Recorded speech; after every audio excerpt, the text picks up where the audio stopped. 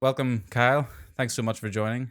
Yeah, thanks for having me. Yeah, so I was just saying there before we got started recording that um, I was so glad to get someone from Babylon B involved because it's kind of something I wouldn't say I grew up with, but it's been around for a while and it's been like just kind of an ever present, uh, just humorous point of view on the world and on Facebook and on the internet. So when I was thinking of people to interview, would have a really interesting perspective on, I guess, where faith meets the political world and the world of humor and other all those other intersections.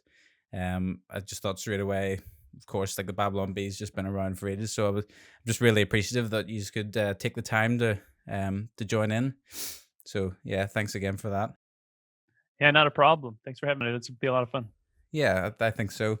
I was just thinking before we got started that this is both a great time for satire and also a terrible time Yeah. because everything it's really easy to make fun of what's going on and make fun of particular people, but also what they actually do is in many cases funnier than what you could make up or even more Right. ridiculous. You must have your work cut out making funny headlines when basically they just come true about a week later. Yeah. Yeah, But absolutely. It's a blessing and a curse, right? The real life events almost do your work for you, but at the same time, it becomes harder and harder to satirize. hmm G.K. Chesterton wrote in 1908, I think, he wrote something to that effect that satire is going to die because real life is getting too crazy to satirize. And it's yep. crazy that he wrote that 100 years ago, and even today, it's even worse. Gosh, yeah, it feels like it's going that way because, I mean, Kanye West just opened a whole other barrel of worms. I think in terms of Yeah, things to to laugh at. But I mean, when you look at Donald Trump, Joe Biden, everyone, like it's just there's so much source material that it's unbelievable. Um, what's it like being in California at the minute, where especially where things are crazy, even in the context of the U.S. You know, I've seen so much in terms of the governor and some of the kind of some of the double standards that are going on and some of the just I mean even looking on from the UK and into especially California, like we're just thinking about how weird it must be and how worrying in some ways it must be from a church context to look just to see what all's going on. What's it like to just to be there in the middle of it all? yeah, it's nuts. Uh, your experience with this pandemic is really dependent in the states on what state you're in and what part of the state you're in. And I mean, it even down to, your local police officers, your local sheriffs, what their attitude is toward the whole thing. So our county in Southern California is a little more conservative. It's a little hmm less crazy. We're just east of LA. So in Okay. Los Angeles itself, it's crazy because I've gone in there to go to the airport and do some other stuff recently, and everything is completely locked down. Wow. That's where, in the city of Los Angeles, that's where John MacArthur's just recently kind of, Yeah. faced off against the governor by opening his church. So that feels like it feels like you're going into a different country. You're crossing the Iron Curtain or Yeah, something. like a war zone. Yeah, it does. It feels like you're going into some occupied territory. It's nuts. You I can't go mean, out to eat. You can't do anything. And over here, it's been a little looser. But I mean, yeah. even then, the toll it is taking on our mental health, just to have uh you have the governor lock everybody down and then say, "Oh, Mhm. okay, it's not so bad," and then kind of loosen the lockdown. And Yeah. then we went Whoops. on a trip to Florida, and while we're there, back in California, they locked everything down again. Yeah. So it's It's crazy. my wife is a hairstylist, and Mhm. to be told all of a sudden, you run your own. You're a business owner. You run your own business. You buy your own stuff. You schedule your own clients, and all your income is gone. And then a Mhm. few months later, no, you can open back up. And then like 2 weeks later, to say, oh no, you have to stop again.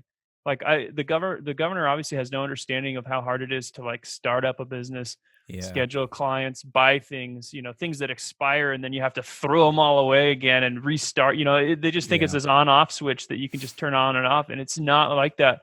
It's very clear that people in government, a lot of them have no experience in Mm. what it means to run a private business. So, Well, but who's the governor trying to serve in all this? Who is he? If he's obviously, if it seems like he doesn't understand the working man and the business owner, then who is he? Is it all for optics, or what's going on with I that? mean, it's a difference in philosophy, right? Because from a more progressive perspective, the government is responsible and policy is responsible to create as much safety as possible. Mm-hmm. And so from the left's perspective, if you don't do anything, then you're responsible for anything that happens, as the governor, as the government. So it's just they just try to do something, Yeah. And we see that no matter what the crisis is, when we deal with gun violence, when we deal with gun violence here in the US, that's what the left is always saying is, the government has to do something. And it's like, Mm-hmm. well, what? Like, what do you want them to do? What practical steps? And there's Yeah. very sometimes there aren't practical steps. Maybe there's not an easy answer, but for them, it's like we have to do something, or we're responsible for whatever happens. So that's Mm. what it feels like. Is they're just making arbitrary decisions to make it look like they're doing something, I guess. Yeah.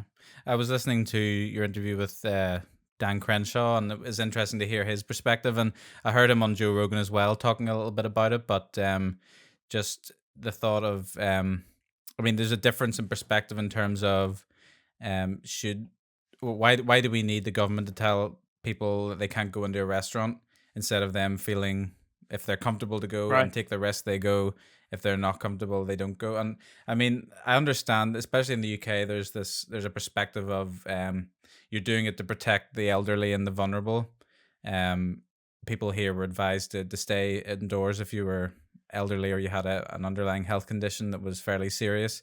You're advised to shield and stay indoors, and I'm not sure if that's something you've been doing, but at the same time, if I mean, elderly and vulnerable people, if they they probably should be indoors and more cautious with their health. So maybe that's up to them to do that. But it's really hard, I think, um, just to live almost in fear of how it's going to affect the kind of lowest common denominator of society, rather than most people get a fairly mild, although it can be serious, obviously in a lot of cases, a fairly mild illness.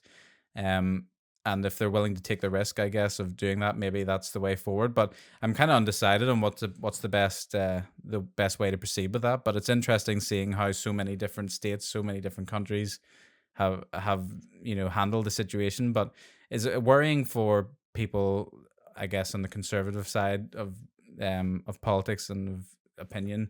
Is it worrying how this will affect then how people see um the election in November? Is the handling of the coronavirus going to be a big deal, do you think? Yeah, I mean, obviously, it's changed the whole game. I think going into February and March, the Democrats tried to impeach President Trump, successfully impeached President Trump, but were Mhm. not able to remove him from office, and that failed ploy seemed to be the end for the Democrats. In terms of their race for the White House. Mhm. Um, but this just totally, threw a wrench in it, and you can debate Yeah. how much of that is because the media wanted to push that narrative that this is a huge tragedy, a huge disaster. I mean, obviously, a lot of people are dying, and Yeah. this is a real pandemic. It's not a hoax or anything like that, No, But no. you do wonder how much. You think about something like car accidents. If you were to get a notification on your phone, the daily car accident total, how much that Yeah. would change your perspective on that. And And I the don't know. same with the common We flu. yeah, with the flu or any other, heart disease, any other cause of death, Mhm. and we don't get that. And obviously, this is a very severe spike in deaths with the coronavirus causes, and it's a very serious issue right now. But we seem to be willing to take risks in other areas that we don't take with Mhm. with the coronavirus. It has become a category of its own, which is just really interesting. So yeah, I do think President Trump's handling of this is going to be reflected in the polls, and Mhm. I don't know if that's all going to be good. I mean, the left is going crazy right now, which doesn't make them look good. Yeah. It seems like every time Trump opens his mouth, he gets into more trouble. So, I know. Well, this is the frustration. I mean, people. My wife's from Florida, so people almost always the first time people meet her, they'll say something like, "Oh, what do you think of Donald Trump? What do you think of the yeah, president?" And I mean, both of us are kind of like on the fence about his whole presidency, is everything about him, because if for every great thing he does, he also like steps in a massive pile of cow dung, really, media wise. So it's kind of like, um, I mean, I don't know. It's it's so tough to make your mind up about him because you never know what's coming next. And I guess a really interesting example of this really was whenever he held the Bible up in front of the church in DC. And this is like, it's something that kind of tore apart communities in the Christian world, at least where I'm from, where some people are saying, oh, this is just appalling. We need to denounce him now. This is just a sign of someone using the Bible for their own gain. And then some people are like, well, good on him. He's standing up for what he believes in. So, I mean, what was the reaction where you are to that whole episode? I mean, I think most Christians, at least most Christians that I know, were like kind of rolling their eyes over that whole thing. Like, Yeah. nobody stands in front of a church and like holds up a Bible. It was obviously a political stunt, a political ploy. Um, but at the same time, I've heard people that actually really appreciated it because, that church was attacked. That church Yeah. was burned, and it's a historic site of worship in Washington D.C. that presidents have visited for years. For I Hmm. don't know, centuries. And so it was, to some people it was a symbol, that, like, you think of past presidents that would not have done that, would not That's have true. stood up for the Christian community. And so for some people it was like, yeah, I know he's not a Christian, right, but he's standing up for his Mm, voter base of Christians. So I think people that see things a little more pragmatically yeah. appreciate stuff like that. Do you think it's kind of common knowledge in a way that he isn't really a Christian, or I'm kind of undecided because I don't know. I never want to make that judgment, but it Yeah, kind of well, seems like it's the unspoken, thing that I guess he sort of is, but is he?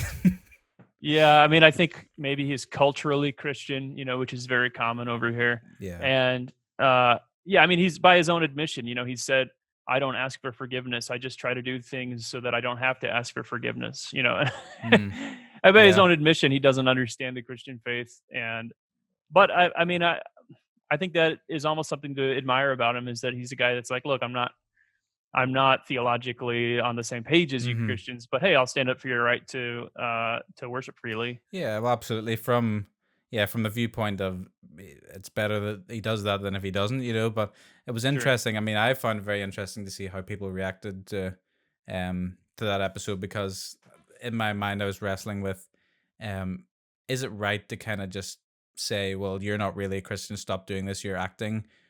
Would you do that with any other person who professes to be a Christian, or would you attempt to be a bit more of a? I mean, not that Trump's reading our Facebook comments, but I found it interesting that so many public church figures came out and kind of were like, you're nothing to do with us. We don't really want anything to do with you. Don't represent us. You're not part of the gang."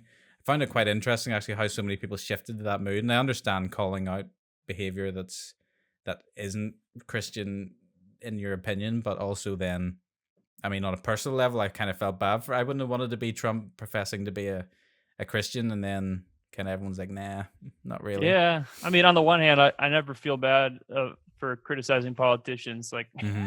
Yeah, that's true. uh, on the other hand, yeah, there's a knee jerk reaction, right? Like, people stumble over themselves. Christians, especially progressive Christians, will stumble over themselves to distance themselves from Trump.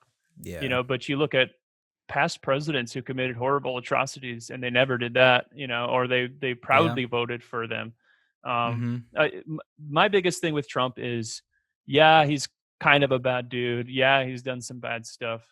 Yeah, Just he's like corn obvious. pop. Yeah, yeah, he's a bad He's a dude. bad Like, dude, and he ran a bunch of bad boys.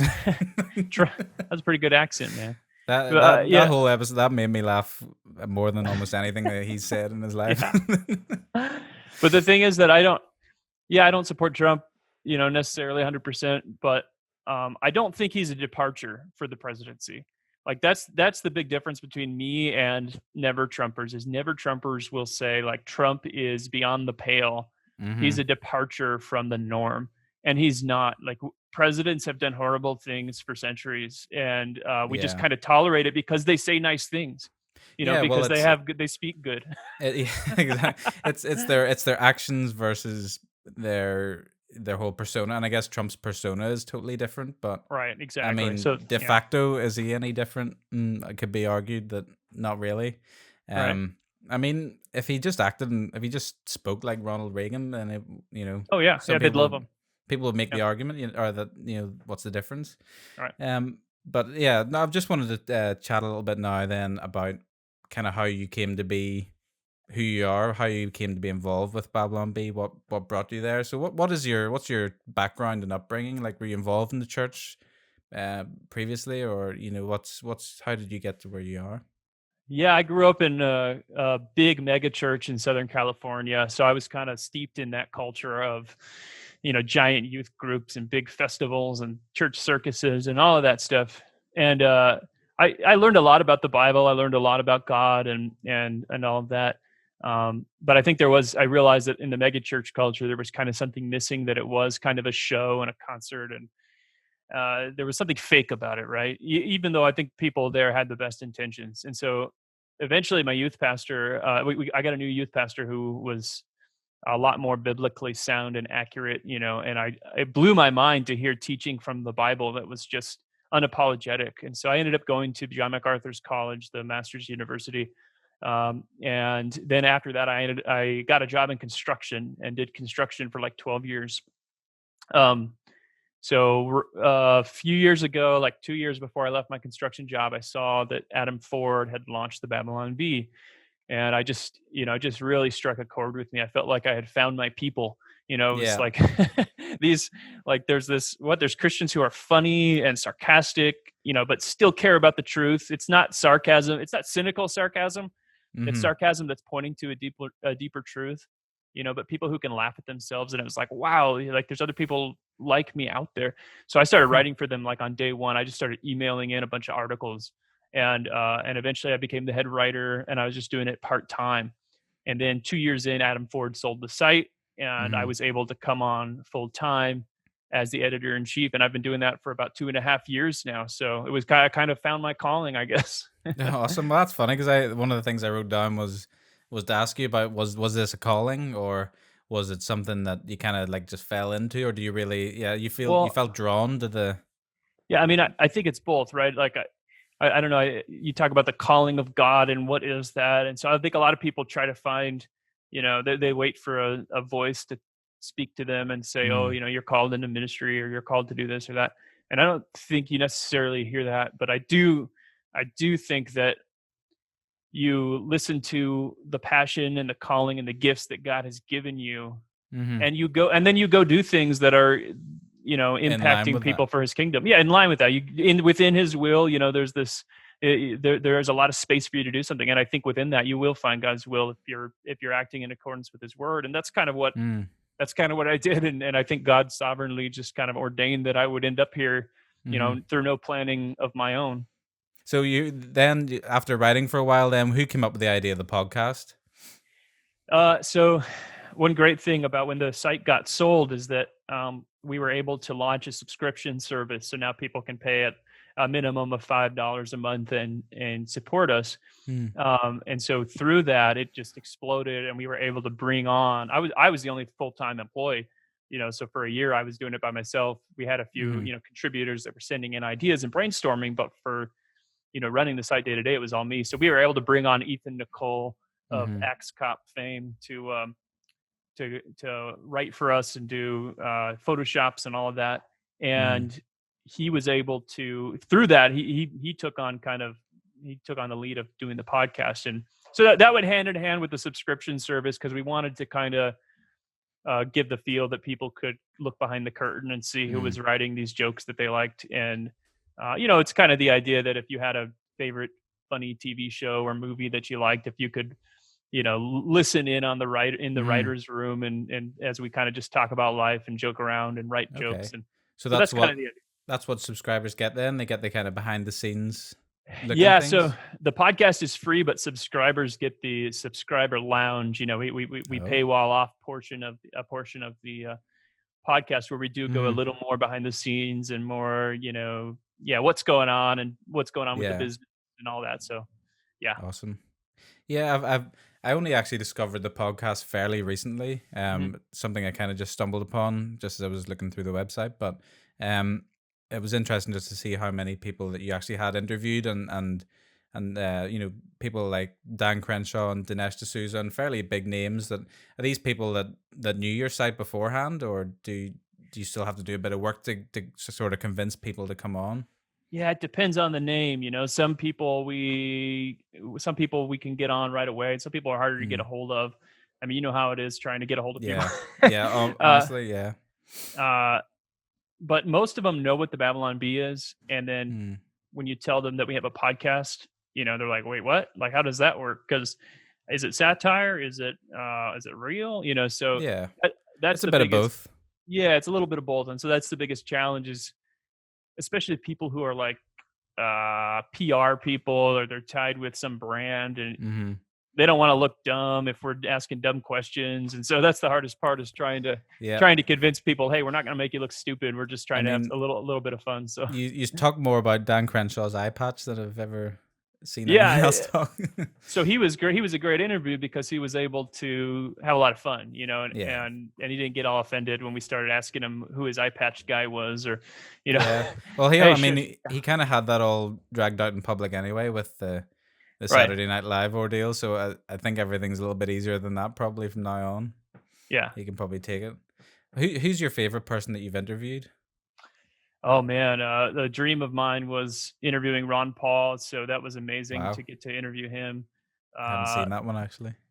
yeah, that was amazing. He was a little more straight laced, like he didn't, you know, he wasn't really. Yeah. We told a couple of jokes, he didn't really get it, but I don't know. Some of our best interviews were kind of lesser known people that are just really good Mm, conversationalists. We talked to Costi Hinn, who is Benny Hinn's nephew, who came right. out of the prosperity gospel movement, and it was absolutely fascinating Yeah. for him to kind of pull the curtain back on what went on at all those healing crusades, and you know, Was that was probably my favorite interview. was there a curtain to pull, if you know what I mean? Was there like a lot of stuff that was Oh yeah, it was fascinating. He told us about his uncle. You know, Benny Hinn really does like live the high life. He told us about some of the luxurious stuff he has, and you know, he's Mhm. got a butler just who just dusts his car, Wow. um, and then just it was interesting because the biggest question we had was, you know, does Benny Hinn actually believe all this stuff, or is he just doing it for the money? Yeah. You know, so he kind of it's a little bit of both, basically. Like he really does believe it, and he really Mhm. does know his Bible, but he also thinks that Benny Hinn uh, knows that at some point this whole charade has to end, but also knows that he's built up this whole kingdom around it and this whole web of deceit, and that if he admits it, it all comes crashing Yeah. down.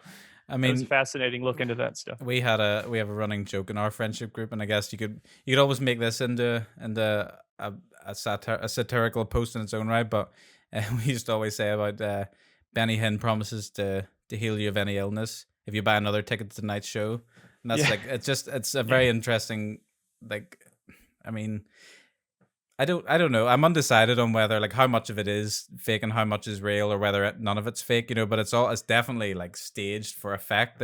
I mean, there's everything is seems to be choreographed and set up in such a way to get a particular emotional response out of people, whether it's the music or the lights and everything, and even the fact that he talks in this very low and slow voice. You know, I don't. Yeah. I hope that's not coming across as racist, but No, no, uh, no. it's. I mean, Benny. It's a very. He's just one of these kind of enigmatic characters of the faith where I don't think. I think everyone has their own opinion on him, but yeah, it's just so you. I'll need to actually watch that show because I'd love to see kind of the behind the scenes of what goes into those kind of massive shows and crusades. But like, I mean, the whole prosperity thing gets a bit messy because so much of it is seems to be very popular in almost every large scale church these days. And I mean, people say about the like of Bethel having their own sort of prosperity angle on things, and I mean, some of it you kind of can get behind, but then there's a lot of it that it doesn't seem quite right. But I mean, what's your opinion on that whole side of things, the whole prosperity gospel and doctrine? Is that is it really something that's really taking root in American church culture? It's I think the American church has by and large rejected the prosperity gospel wholesale in terms of the old school like Benny Hinn, Kenneth Copeland, you know, Jimmy Swaggart, all of those guys, Jim Baker. Um, we have, you know, we just relentlessly mock the televangelists because it's so obvious what they're doing.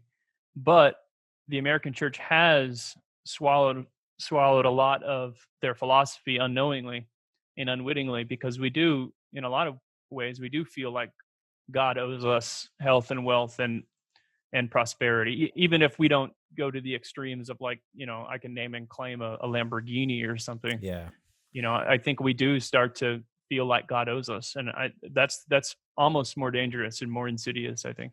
I've heard a lot of people, particularly Americans, saying things in church settings.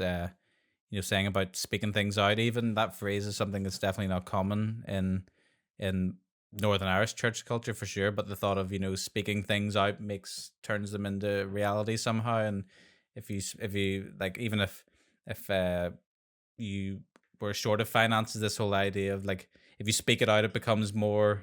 It'll happen more than if you're just praying normally about it. It's something we never came across, but I've heard a lot of it, and especially from Americans that have either moved over here or that I've encountered over there. But um, that's just yeah. I think you're right about it being insidious. It seems to be something that's kind of creeping in, but um, luckily it's yet to have infiltrated the UK church scene, so I'm kind of glad about that. But it just I mean, I've come from a small church background, so I'm not used to the mega church side of things, and I don't think where I am there are very many of them. Northern Ireland's a fairly small place, but um how did you find then? You obviously you grew up in the kind of mega church setting, but then did you decide to move into a smaller church setting after that, or do you now go to somewhere smaller and more intimate in a way? Yeah, we kind of had a little journey, you know, where we went through all the different kinds of churches in a lot of ways. Um, so we've done the small church thing, we've done the medium church thing, we've done the mega church thing. I I think when I first came out of the mega church thing, I was very anti mega church. Like, you know, I probably fairly legalistic on it. Like, would have said churches above 300 people are sinful, you know, or something, Wow. or something dumb like Yep, that. my But church doesn't have a problem there. yeah, yeah. So, and I came really to appreciate the small church, you know, after growing up thinking that anybody in a small church was doing it wrong, you know. Hmm. And I've kind of come full circle where, like, I recognize that there are different methods to reach different areas and different people. I don't think we should ever compromise the gospel, but I also don't want to be legalistic about the type of church that someone attends, or the exact leadership style or method. There's some that I think are more biblical than others, but yeah. So I kind of landed at smaller churches generally, but yeah, I really don't think there's an issue with larger churches necessarily. Hmm. Yeah, I think I would be tempted in the future if I was to go to a different church. I probably would think of going somewhere bigger, and purely because of I feel like sometimes the smaller churches don't have um the depth of or I guess the diversity of people with different gifts and different abilities. So if it'd be nice, in my opinion, to have a church with perhaps teams of people that are devoted to the prophetic, devoted to healing, devoted to and in a smaller church it becomes hard to have those kind of specializations. It feels like a lot of people are stretched a bit thinner in that regard. So I mean, for me, I would love to. If I was to ever, I'm thinking of moving to America at some stage. But if I was to move over, I would probably end up in a kind of sweet spot of like maybe like the 1,000 people mark or somewhere around that. Yeah. But I mean, if there is such a thing as a sweet spot, but Yeah, it does feel like there is a sweet spot because I think, I mean, I mean, it depends a lot on the area and the region and the people you're ministering to. I helped pastor at a small church for years, and I was very, like I said, going into the small church, I was very like, yeah, small churches are the biblical model, you know. And you come to realize that, like, it was burning me out. It was burning my wife out, you yeah, know, because she had to teach children's ministry every week. I had to preach every Sunday, or you know, I some Sundays at a smaller church, I was leading worship and preaching, you know. And it's like, there's something to be said for having that wide range of gifts where somebody can do very specific ministries or help a very specific person with their more specific skill set. So, yeah, I think God has really gifted us all in different ways, and yeah. can use different congregations in different ways. And the other thing to me that's, I mean, I think it's just a personal thing for me, perhaps, but um, I struggle in in churches and environments where there isn't perhaps the focus on excellence that there should be, in my opinion. For example, in smaller worship teams or in smaller groups of people, and it's harder. You know, the resources are stretched thin, therefore you kind of have to compromise certain areas to get the road as work. And then you get this. You know, I hate the compromising of of not offering perhaps the best that we can offer, but it's not really not offering the best you can offer. I guess it's just working within your resources available. But to me, then that's the kind of internal struggle where I'd love to be somewhere that's, you know, allows excellence in multiple areas, you know, among people. But I guess that's just an important philosophy to me. But for some people, I've heard a lot of people also say, "Oh, the messy church is the way to be," you know, Yeah. where you know Well, God.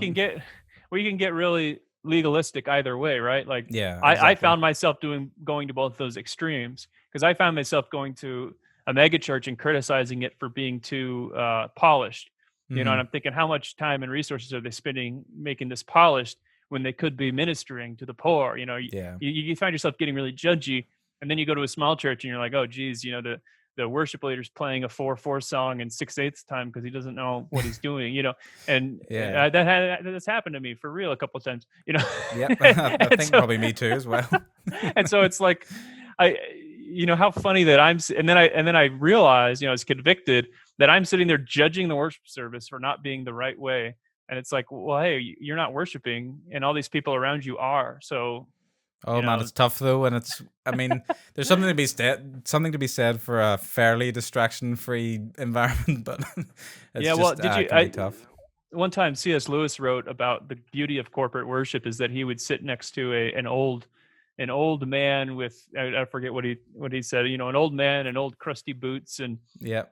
and the old man would be singing off key, and in his mind he'd be criticizing how bad this music is and how bad, you know, that how bad the singer is, and then I think that he said the thought struck him that he wasn't even worthy to tie this man's shoes, you know, Yeah. because this guy was sitting here worshiping in spirit and in truth, and he was sitting there judging him. Yeah. Exactly. Oh, it's. I mean, it's just what's something that we've. I mean, I remember my church youth group growing up. It always was coming up that people were saying, "Well, I just can't get into this type of worship," and then you kind of have to go through. Well, it's not about just getting into this style of worship. It's about trying to get past that. But then, oh, it's we could go on forever about that. Yeah, for sure. I was gonna ask, with the Babylon Bee, is it a requirement for the staff to be Christian, or is that just something that's encouraged, or is that even allowed in the US, sort of to mandate that? Yeah, I mean, I I know have no. you can't even choose not to bake cakes these days. So I mean, Yeah, I think we would probably get around it just by the fact that you have to write Christian jokes, and yeah, exactly. you can't do that very well if you're not. I We have a few contributors, like irregular contributors that will send in jokes that are not Christian, but are Hmm. there. You know, we found that in the current political climate, a lot of times we are more allied with pro free speech atheists, Hmm. you know, and pro free speech liberals than we are with like progressive Christians Mm. who would want to shut us up and who hate us, you know. And so we do have a few people from that kind of side of the spectrum that will send in ideas. Everybody who is Mm. currently a staff writer at the Babylon Bee is a Christian, Hmm. across a wide range of traditions and stuff. But yeah, we definitely, I think, to kind of write for us, you gotta Yeah. be from that tradition for sure. Are there people from the progressive Christian wing that would seek to see you shut down? Do you think? Oh yeah, the progressive Christian Twitter hates us. I mean, absolutely hates us. And you know, yeah, as far as would they want us to be censored or something? I don't know, but Yeah.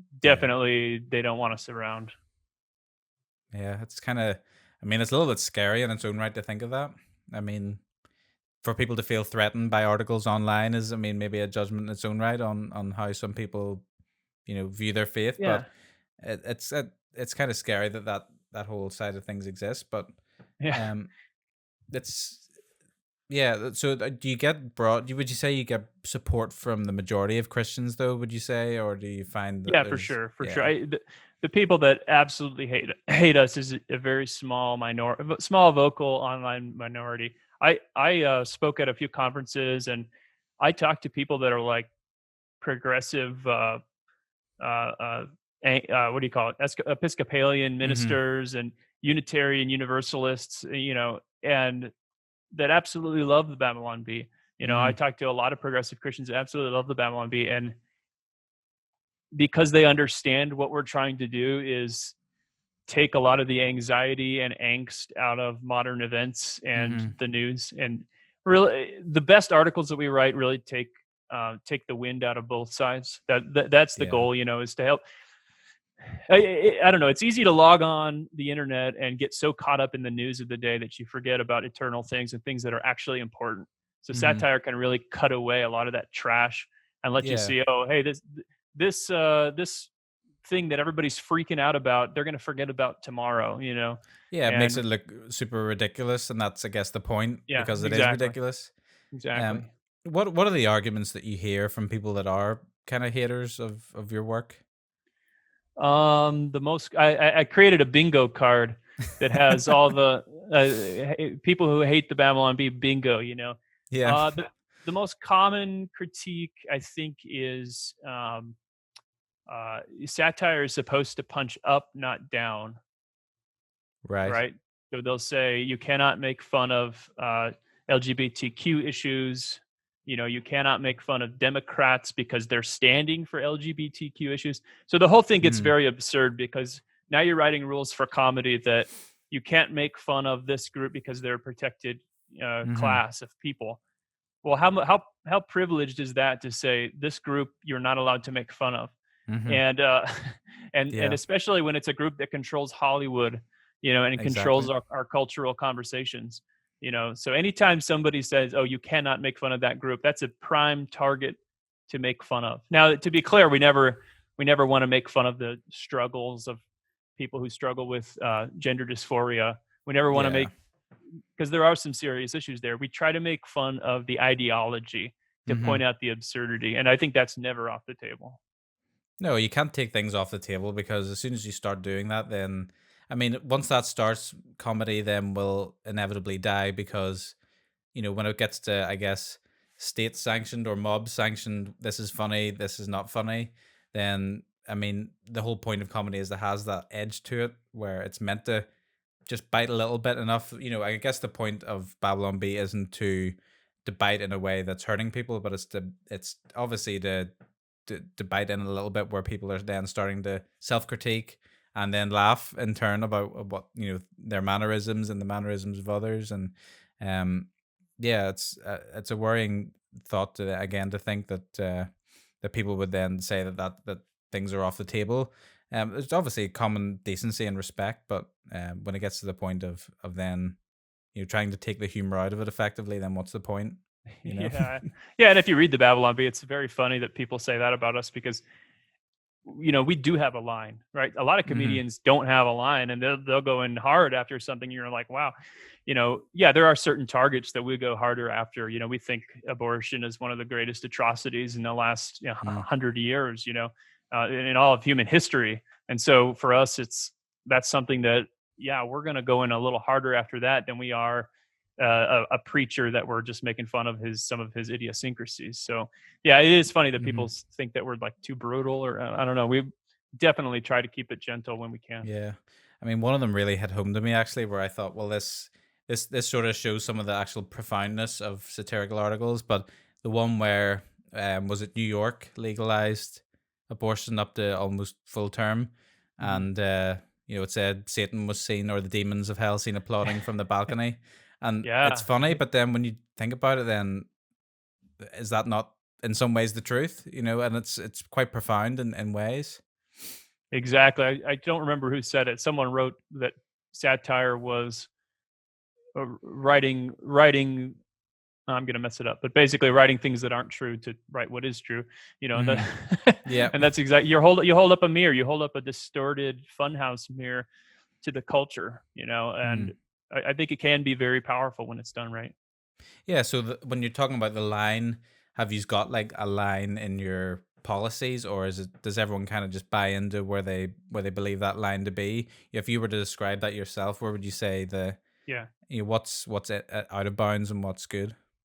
Yeah, I think comedy comedy suffers if you start with a line. Mm, I think the line is best drawn after the fact, from an editorial perspective, right? So mm, you let writers go crazy, and then you go, "Yep, we can't publish that joke," you know. yeah. And but as a general rule, from an editorial perspective, like we will never make fun of the concept of God. We'll never make fun of the holiness of God Mm, or the Bible as God's revealed truth to man, right? We'll make fun of some elements of the Bible, but it's generally like how we as a modern culture perceive the Bible, or mm-hmm. we'll take modern trappings of American cultural Christianity and juxtapose it with the Bible to prove a point.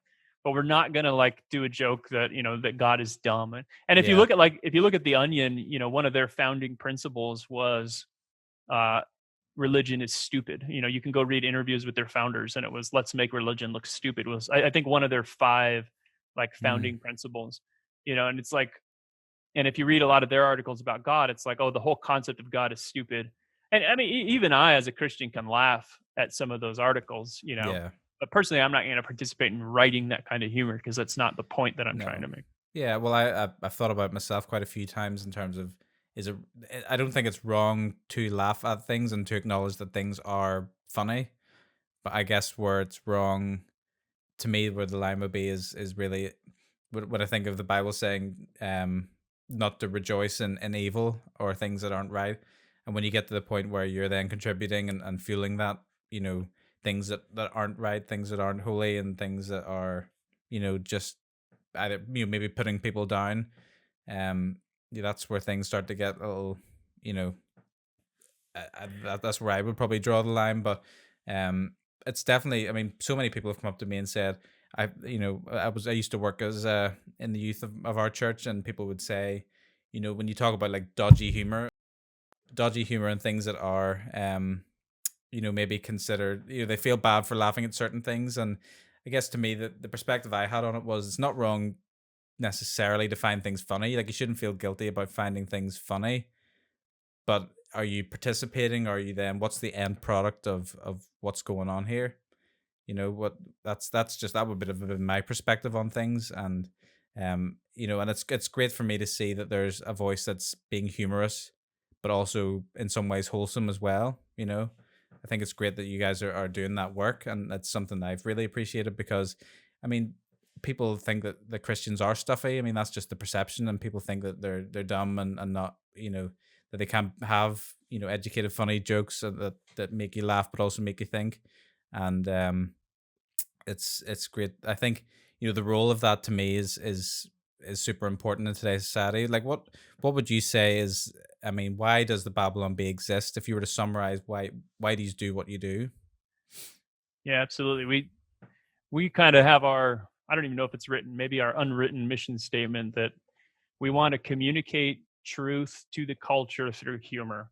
And that's kind of a short and powerful way to just say that um, humor has a way of getting to somebody that you really can't do through Hmm. a giant op-ed. And Yeah. and the people who write those giant op-eds are a lot smarter than we are and a lot more studied than we are, but sometimes it's like there's so much noise out there, there's so much discussion over any current event that for us to be able to kind of cut through the noise and speak not only to Christians but also to the culture is Hmm. just, it's something that we think is profound and powerful. um, I think G.K. Chesterton again wrote that humor has a way of getting in under the door, while serious talk is still fumbling at the handle. So Hmm. that's kind of what we see, is that the culture has become numb to the Christian talking points. They've heard it all, and so for us Yeah. to come along as Christians and make a joke, it's like, oh wow, that's interesting. I had never thought of it before. So Mm. hopefully we're having that impact. Yeah. Have you found that people have them maybe written to you or talked to you and said that, even from a perspective of an atheist, have they ever said that it's changed their perceptions, or have you ever heard any feedback from of you know to that extent of people who it's really impacted them and their walk and their faith? We get a lot of contact from people like that, liberals, progressives, atheists. Um, we get a lot of communication from those groups that, it varies. I don't know how many souls we've saved necessarily. I can't Yeah. give you a number, but I can tell you that there are a lot of people that are saying, "Hey, I'm from the other side, and I really appreciate what you're doing." Um, we have listeners to our podcast that are non-believers, that are Mm. like, just appreciate, kind of what you're doing, and that you're talking about faith and politics, just like two guys at a pub would sit down and talk about faith and politics. Yeah, you exactly. know, what you're not supposed to do, and it's something that we're doing in a way that Yeah. people are listening to because it's funny. Hmm. Um, and so we get that a lot, and I think that is more powerful than we realize, because it is planting seeds where people are now talking to Christians that normally would have just shrugged you off. I totally Yeah. agree. Yeah, I totally agree. And it's also, I mean, you're doing a lot of work, I guess, in the realms of the preservation of free speech. And I know you've had your battles with the like of Snopes. Like, have you found this kind of encroaching danger from those who maybe see that satire as harmful, or spreading fake news, for example? Is that tough to deal with? Yeah, the biggest threat comes from big tech in conjunction with the mainstream media, or the corporate press, as Michael Malice calls them. Hmm. The corporate press that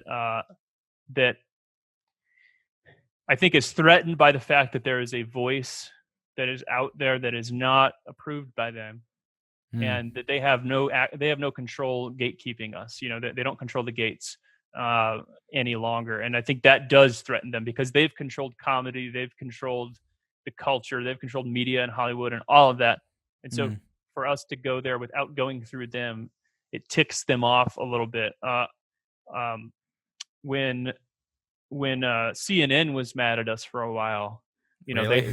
They were mad at us, and Brian Stelter was tweeting about us, and one of their other consultants was tweeting about us, along with an ex-CIA agent who was very upset at the Babylon Bee and calling us misinformation and all of this. And one of the things that they were upset about was that when General Soleimani was killed, Yes. um, they one of the points they made against the Babylon Bee was that our article about it was shared on social media more times than any other article about the death of General Soleimani. And we're like, okay, so it So, was an effective article, right? And they were like, no, it's misinformation, it's false. It's, you need to be mm, reading the New York Times, you need to be watching CNN. That's where you're supposed to get your information, not from the Babylon Bee. wow. So you could tell that's when they get mad, right? They Yeah. wouldn't care about us if we were just making worship leader jokes. I They mean, care about us because we're talking to the culture, and they can't control that.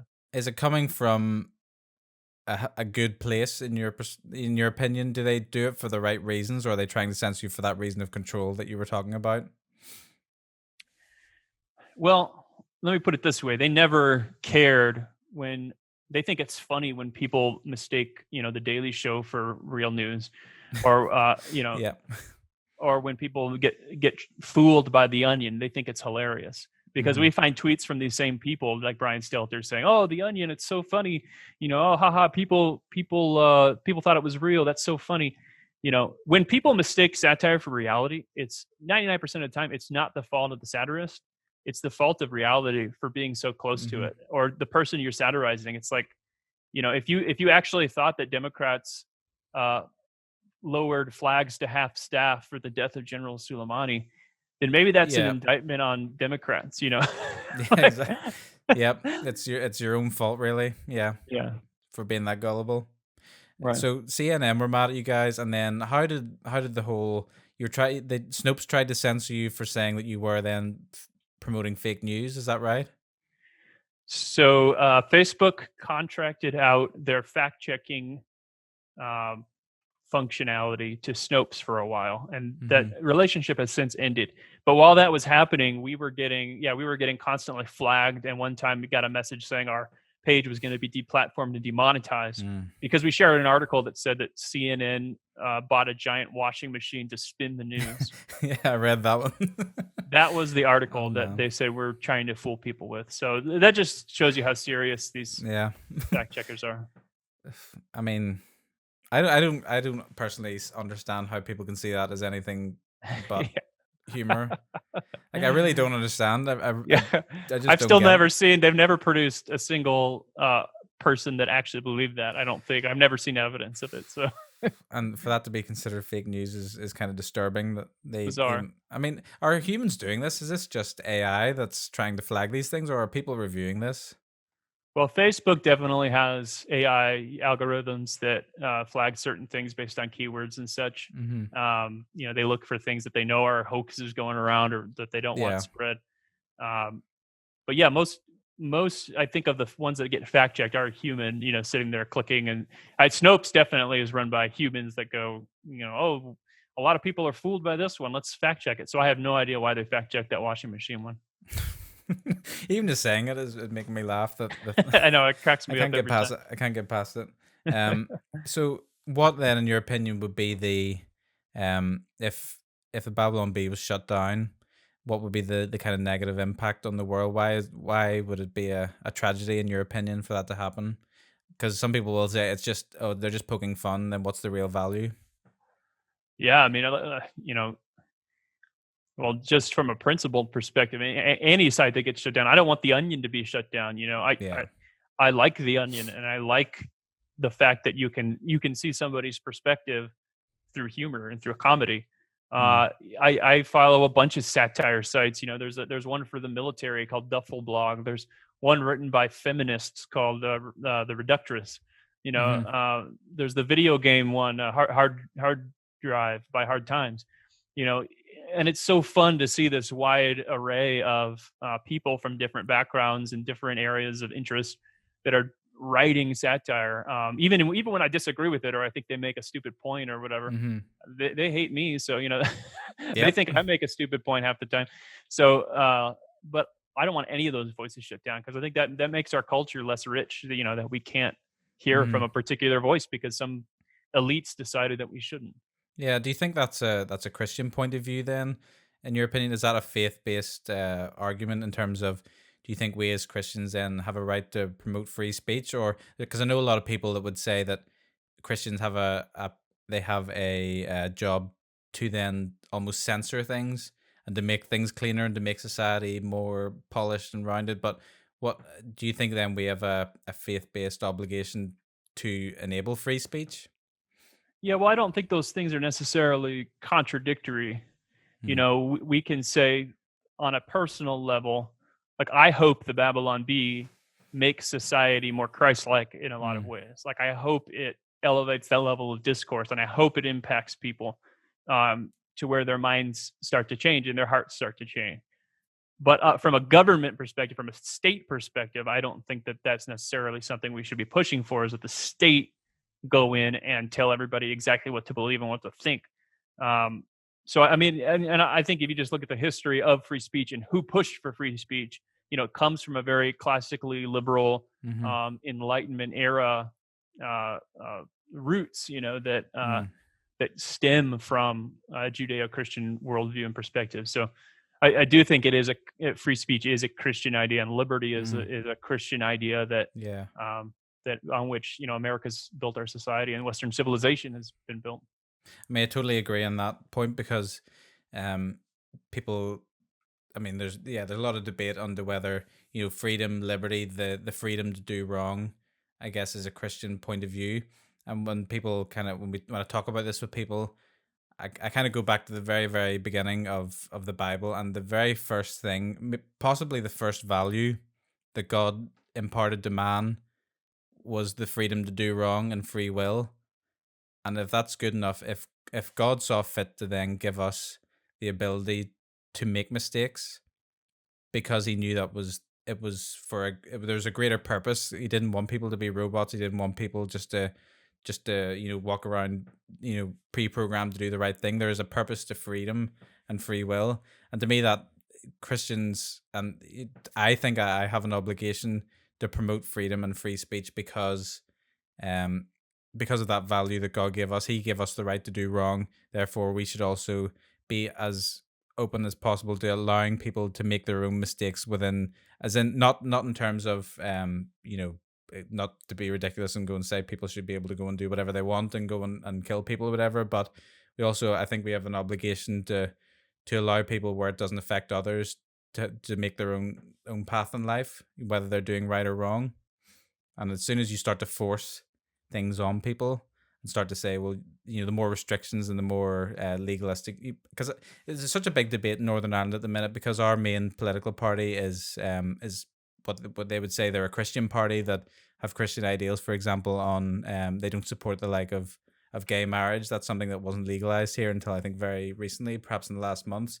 But then it raised the question: Are they who are they benefiting them by holding that up for the rest of society and not allowing them to make mistakes that perhaps don't harm anyone but themselves?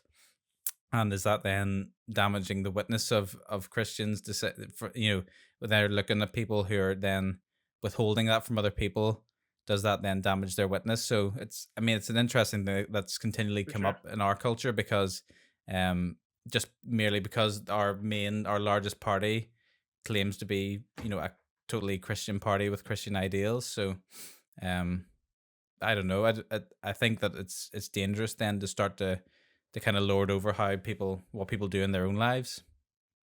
You know. Yeah, yeah. I mean, there's limits to that. Obviously, we all think that government should ban murder and rape and abortion, Mm-hmm. right? I mean, we all don't agree on that, but yeah. So there's obviously limits to it. But I mean, yeah, truly from the Christian worldview, from a biblical worldview, everybody is created in the image of God, and so even if they're mistaken about who God is, they have something to contribute, and you can learn Mm-hmm. something from them, and they're worth hearing, and they're worth respecting as a person, and that's not something you get from other worldviews. Mm. Yeah, true. I agree. Um, if someone was to come up to you and say that it's not very Christ-like to poke fun at others and to perhaps mock other people, what would your response be to that? Yeah, it's a good question. I let me answer it uh, kind of in a two-part fashion. Mm. First of all, I think we do need to be careful with that, right? Because it would be easy to just fall into mockery as like a default, um, Mm-hmm. the default mode of responding to people. So I don't think that would necessarily be healthy. Um, as we see when C.S. Lewis wrote the Screw Tape Letters, he said he didn't ever want to write anything like that again, because after a while he started to think like a demon. Yeah. Gosh. And it's true. If you write in that voice too much, you do need Mm-hmm. to take a break from it, because you don't want to. I think satire is weak if it deconstructs everything, right? You Mm-hmm. need to have something that you're pointing towards, and not Mm-hmm. just the cynical, everything is stupid, let's tear down everything, tear it all Yeah. down. That's cynical and hopeless and bleak. So on the one hand, I think we don't always need to mock. On the other hand, the prophets constantly mocked. Jesus mocked his opponents. Mm-hmm. Paul the apostle mocked the Judaizers. Um, so I think that mockery is one of the rhetorical tools that God has given us for Mm-hmm. communication. It's not the only tool. You don't Mm-hmm. only want to do that all the time, but I do think that it is something that can be useful and can be valuable. Yeah, you could say it's satirical that the question of he who is without sin cast the first stone. That is in some ways a satire statement, because it's sort of like, okay, go ahead. It sounds like it could be a plausible statement, but when you scratch beneath the surface, it's clearly mocking what they're believing in a way. It's interesting, I guess, to think of it that way, that was a tool perhaps used in biblical times. I guess I hadn't really necessarily thought of it that way. Yeah, Elijah and the prophets of Baal. He mocks their God, and he says, Mm-hmm. Why hasn't your God burned down this thing? He must be in the bathroom." Yeah. Uh, Look at Isaiah. He mocks the Israelites for worshiping idols, and Mm-hmm. he says the idol maker goes to the forest and chops down a tree, and he has a log. He burns one end in the fire, and he takes the other end and carves it into a god to worship. He Mm-hmm. basically says, what if he got the wrong end? What if he accidentally burned the god? You know, Yeah. and he's worshiping firewood. And yeah, Jesus with the Pharisees is brutal. Calls them a brood of vipers. Mm. He Yeah. says it's easier for a camel to fit through the eye of a needle than for a rich man to enter the kingdom of heaven. You Mm. look at some of his parables; they're just it's full of satire and humor and mockery and ridicule. So it's definitely not sinful in and of itself, but I would caution that that doesn't mean that we always need to be mocking. Mm, yeah, so it's interesting what you said, that it's easy to fall into that, the worldview of a mocker in some ways. Is Yeah. that something? How do you best sort of check yourself from that? Do you have to then sort of decompress, take a break, or what? How do you, what works for you to kind of Yeah. get out of that? Honestly, like reading the Bible, and I know it sounds cliche, but reading Yeah. the Bible in the morning gives you a really it kind of anchors you in eternity and reminds you like, all right, I'm going to write some articles today that are going to make fun of some people, Mm, or maybe hopefully cause some people to re-examine their views. But ultimately, this little battle that I'm fighting is not all that important compared with God's plan for eternity. And so I think that that gives you a lot of perspective, so you're not mm, so invested emotionally in it. yeah. And what's your writing process? Like, does everyone there have different processes that they sort of follow to write their material, or what? How do you come up with your gags as such? Yeah, it completely varies. It really depends on the article, on the piece. Some pieces are a lot more collaborative, where we have a current event we need to make fun of, or we got Mm, some topic that we know is big that we want to hit, and so we'll kind of throw it out there in our writers chat and talk about it, and throw different stuff out there. Personally, I write best uh, when I am writing, and mm. I know that sounds obvious, but um, To sit like down and to sit purposely, down and yeah. actually type out, okay, what am I typing here? What am I, that kind of stuff is definitely that situation is where I find it works for me. Mm. Put the headphones on, blast some music, and type. Yeah. Do Yeah. things ever just hit you in the middle of the day where you think, "Oh, I gotta write that down. That's Oh got yeah, me." yeah, Yeah. absolutely. Some of the best articles to just hit you, in the day or the night. Hmm. What's Yeah, I'm gonna ask you a couple of questions. What's the article that you're most proud of, and what's the funniest one that you think, regardless of whether you wrote it or someone else, what's your personal favorite? um, gosh, I'm always most excited about whichever one I'm writing now. It's like Mm-hmm. I guess a recent one from this pandemic was the one I did about inspiring celebrities spell out we're all in this together with their yachts. That's one that just a lot of people latched on to, like, okay, I get what you're doing. uh, Patton Oswalt responded to that article because we mentioned him in the article, and he's like, okay, you guys got me good. So that's kind of a proud moment. The ones that other people write, one of our writers, Frank Fleming, is just a very funny guy, and he's constantly just pitching great jokes. He wrote mm. one where the uh, anti-wall extremist, the Kool-Aid man, comes out against Trump. You know, and it's just beautiful because it really does kind of make fun of the whole situation without taking a side, and I Hmm. love that kind of humor. Yeah, I remember the one, the what Dave Ramsey burst through a wall like the Kool Aid Yeah, Man to yeah, stop people using a credit card. yeah, Yeah. exactly.